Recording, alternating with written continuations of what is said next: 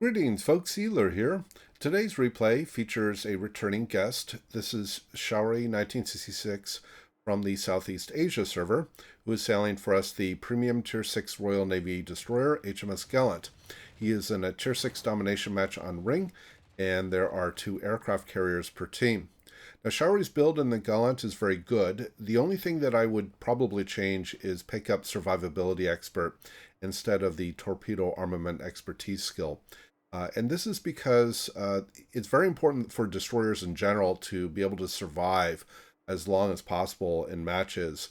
And secondly, the Gallant in particular has a relatively small HP pool for a Tier 6 destroyer at 12,000 HP, and the extra 2,100 HP provided by Survivability Expert can go a long way to help keep this destroyer in the game longer for sure.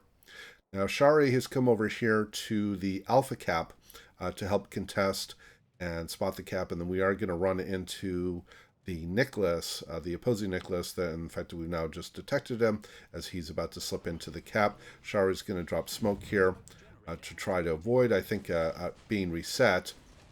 But Shari is going to need to slip out of his smoke here, I expect, because we can all expect torpedoes to be coming from the Nicholas into the smoke screen.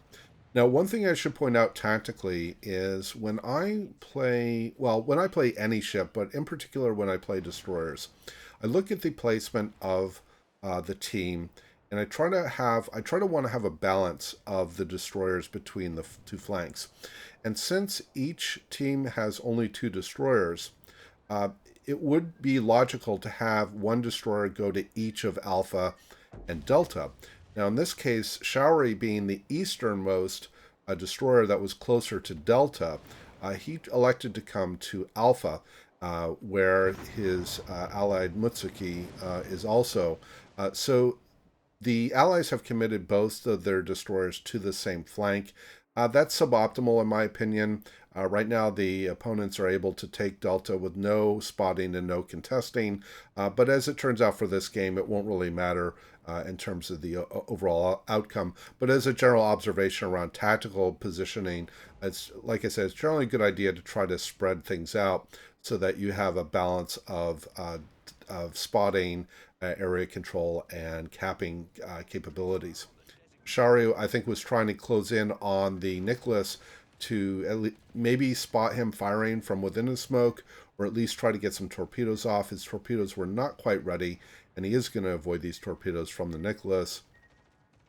And then he's going to turn back around and look to get some torpedoes off on the Nicholas based on the radio location, and I think also partly based on the gunfire. Now, the Allies have even upped the ship count. They've taken out one of the 2 aircraft carriers, which is definitely going to help Shaori and his allied Mutsuki, because the Gallant in particular has really terrible AA. I think its AA rating is single digit, and that's really awful for a Tier 6 destroyer, as Shaori does indeed land a torpedo on the Nicholas, who continued to stay in the smoke, and now the Allies will be able to get Alpha without being contested further. Now, Shari's allied Mutsuki is going to move toward Bravo. That can be a dangerous thing to try to sort of drive a wedge between the 2 flanks of the opposition by slipping into their spawn cap, and an alert player on the opposing team will notice that the cap is being taken and know that there is a destroyer in there. In fact, Shari is taking fire here because he was being detected by planes. But this can potentially work, as my phone is going off, excuse me. This driving a wedge here and going to the spawn cap of the opposition can work, but it's very risky, especially when there are carriers in game, because the carriers can just scramble planes over, detect the destroyer, and then the destroyer is almost immediately or likely to be in a crossfire between the 2 opposing flanks. So it's quite a risky thing for him to do. And the Mutsuki is indeed, I think, going to get detected here. In fact, I know he is going to get detected either by the Fuso or the planes that are on the south side or southwest side of Bravo, and then the Mutsuki is going to get taken out of the match here fairly quickly. So that was not probably a good practice by the Mutsuki to follow. Now, Shari is doing a good job here now to continue to spot the west flank. I think he's looking to come over here and get some opportunistic torpedo strikes on the two battleships that are on the one line. He can do this and still keep the other two ships that are on the west side, the two opposing ships on the west side, spotted as well. And as I mentioned earlier, the Mutsuki on Allied Mutsuki was indeed taken out by the alert Fuso player. So it's just Shaori now as the only destroyer for his team. Now the on the east side, the Allied Le Gallant is attempting to cap Delta, but he is significantly overextended.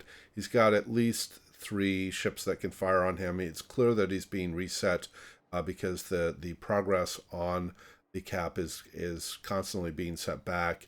So that's not a good position for a cruiser to be in. And his support, which would normally be which is far north of him, he's just in no position to be able to try to take that cap unless he were able to get behind an island and be concealed. Nishari sent some single launch torpedoes over towards the Fuso, does get a couple of them on the Fuso, and also sets a flood. He's going to smoke up here.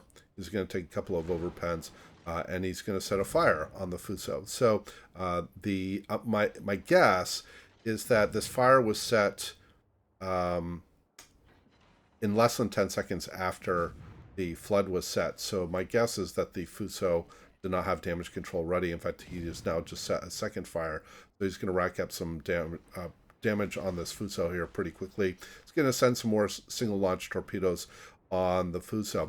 Now, the single launch torpedoes from the Royal Navy ships can be very effective and often can be a good way to sort of distribute torpedoes in ways that other lines simply cannot do. In fact, that was a terrific blind shot by the Fuso on Shaori's position. But as we've seen here, one of the risks of doing single launch torpedoes is that if you send them generally in an identical position, it can be somewhat easier for the opposition to avoid them. Because if they're all basically in one line, so long as the destroyer avoids, or the target avoids that line, they can miss all of the torpedoes, or they can avoid all of them. As luck would have it, Shari does send what is more a normal spread, and is indeed able to take out the Fuso. Now we've lost track of the 2 other opposing ships on the west flank. So Shari's going to go out and try to get them spotted again.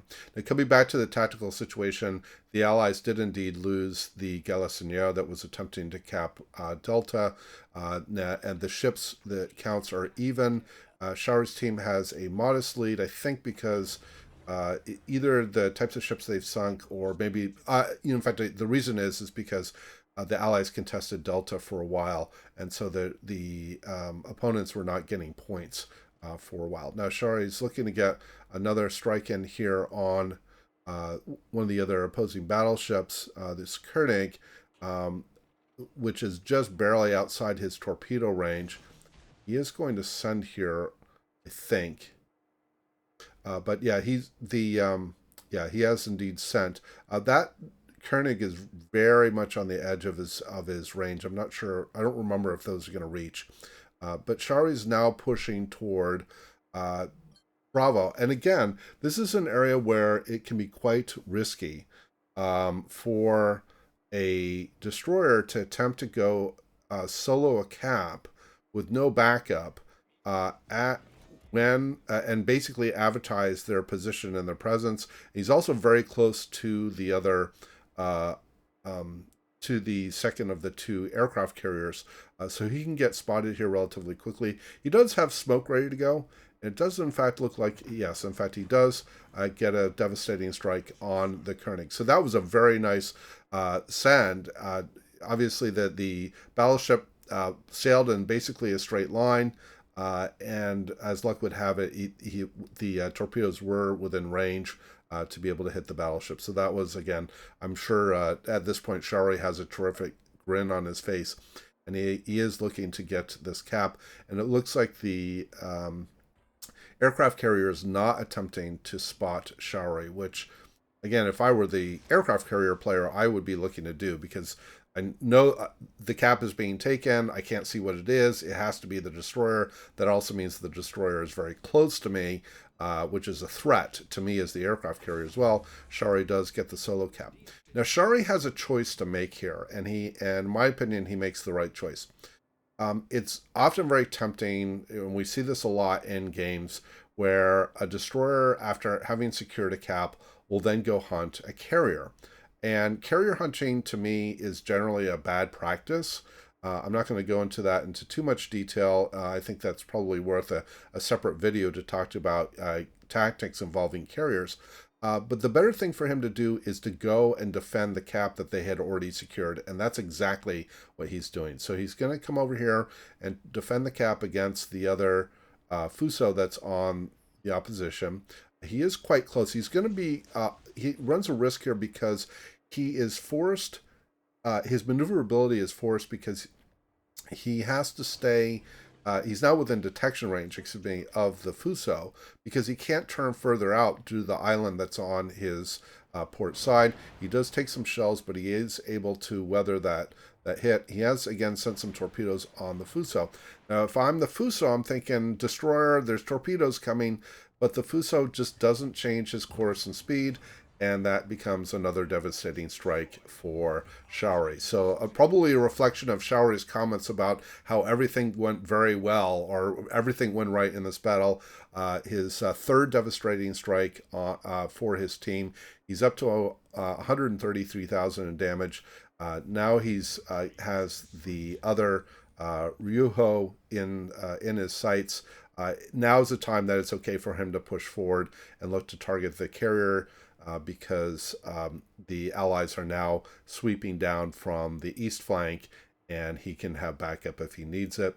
There is a Furitaka that's a little further west from the carrier, and the Furitaka would obviously be a serious threat to Showery. But the Furitaka is sailing away. There's the third of the remaining ships, the Trento. He's very far from Showery. Showery's actually quite safe here. He's just sent another block of torpedoes on the Ryujo, and it looks like the Ryujo is not moving. So he is, in fact, going to get the aircraft carrier for his Kraken Unleashed, and rack up a fourth devastating strike for his team, and that will lock up the game. So very impressive outing in the Gallant, and yes, I agree. Showery, this was definitely one of those games where everything went right and things went very, very well. The Trento is going to survive the battle, and the Allies are going to win this game on points. So I'm going to transition to the end screens. 167,000 in damage, 2 solo caps, 5 kills, 4 devastating strikes. High caliber, comes in the top of the team, top of the leaderboard with over 2,500 base XP. Very impressive outing, Showery. Thank you very much for sharing this game with us. I hope everybody enjoyed the replay and the commentary. Please do leave your comments below. And as always, we hope to see you out there on the virtual seas, and we wish you happy sailing.